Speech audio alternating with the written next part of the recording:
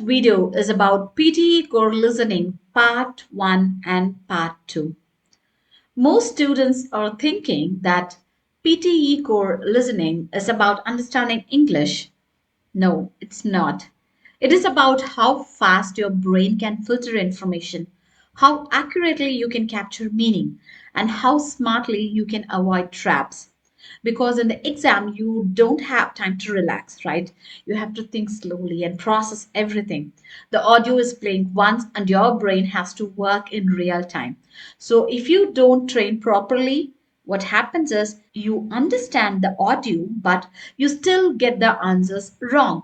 That's the difference between an average score and a high scorer. So in this video, I'm going to walk you through everything step by step. Let's begin. The first part is summarize spoken text. Yes. So in this task, you are going to listen to a lecture or a talk. It could be about anything. It could be about environment or education, business or science, anything. The audio will usually be around 1 minute or slightly longer. And after that, you have to write summary in one single sentence between 20 to 30 words.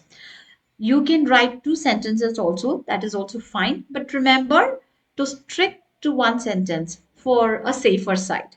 Now, this is where more students panic because they think, oh my God, I need to understand everything. No, you don't need everything. You need the core message. And this is the first mindset shift you need to make.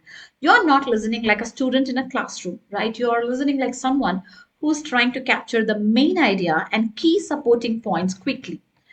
Now let's listen to an audio. Let me play it for you. Listen carefully. Today, I'd like to discuss the role of renewable energy in modern society.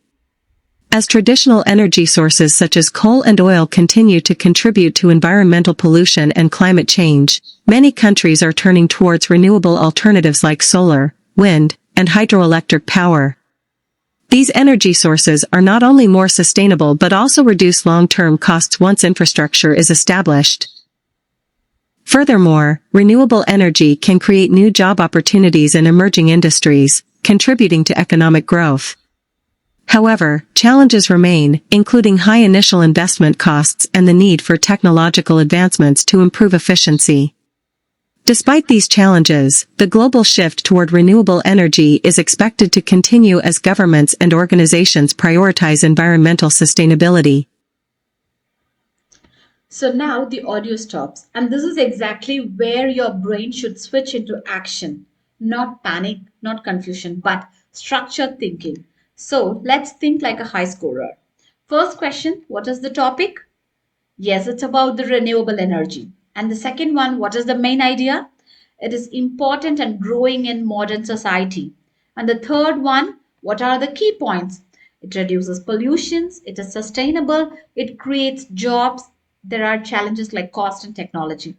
Now, notice something very important. So, we are not trying to remember every sentence, we are extracting the meaning. Let me show my model answer here. Renewable energy is becoming essential in modern society as it reduces pollution, supports sustainability, creates job, and despite challenges like cost and technology, continues to expand globally. As simple as that, right? Because here, this one clearly mentions the topic, renewable energy. It includes key benefits like reduces pollution, supports sustainability, creates job, and also includes the challenges like cost and technology. And most importantly, it is one clean, grammatically correct sentence. Now, let's compare this with what many students do. They either write something too short, like renewable energy is important, which is too vague, or they try to include every detail, which leads to grammar mistakes and confusion. So you have to remember this one clearly. In part one, your goal is not to write more, your goal is to write smart. Got it? Now let's move to part two, which is multiple choice, multiple answers. And this is where things become a little risky because here you are not just selecting answers. You are making decisions that can either give you marks or take marks away. Yes, this task has negative marking. So if you select wrong options, you actually lose marks. And this is why random guessing is dangerous in this task. Okay. So here you will listen to an audio, then you will see questions with multiple options, and more than one option can be correct.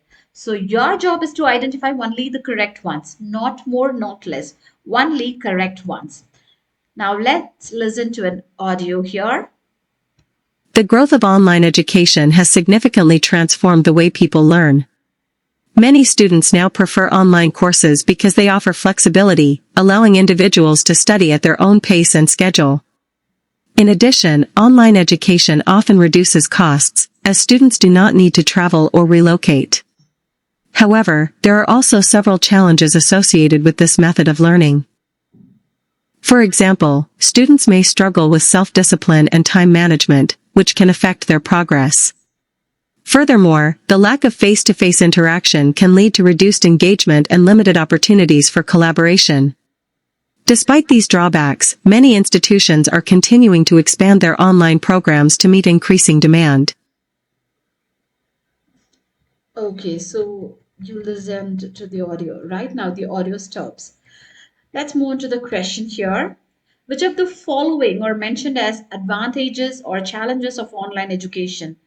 So we have options here: flexible learning schedules, increased travel expenses, reduced interaction among students, improved time management skills, lower overall cost. So which is the right option? Now you have to think like a high schooler. If you take option A, flexible schedules, yes, that is clearly mentioned, right? Correct. And option B, increased travel expenses. No, the audio said reduced need to travel. So this is the opposite, which is wrong. And option C, reduced interaction among students. Yes, it is said lack of face to face interaction. So option C is also correct. And option D, improved time management skills. No, it said students struggle with time management. So this option is wrong. And E, lower overall cost. Yes, that was clearly mentioned. So this is also correct. So the final answer is A, C, and E. Three options are correct. Now, this is where students make mistakes.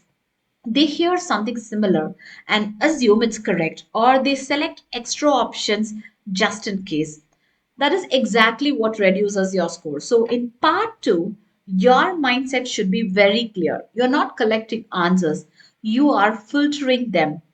Only choose what is 100% supported. Okay? Now, let's step back and look what we have learned from both parts. In part one, you are summarizing. So you think in terms of main idea plus key points. But in part two, you are selecting. So you think in terms of correct versus incorrect. And both require one common skill: control over your attention. Because if your attention breaks for even a few seconds, then you miss information. And once it's gone, it's gone. No replay, right? So here is the final takeaway I want you to remember. Listening is not about hearing every word. It's about understanding what matters and ignoring what doesn't. So in part one, don't try to capture everything. You have to capture the core message. But in part two, don't try to choose many. You have to choose correctly. And once you train your brain like this, you will notice something amazing. The exam will start feeling predictable. And when something becomes predictable, your confidence goes up, your speed improves, and your scores increases naturally. Keep practicing. That's all for today's video. Kindly like, share, and subscribe for more PTE Core tips. See you in the next video. Bye bye.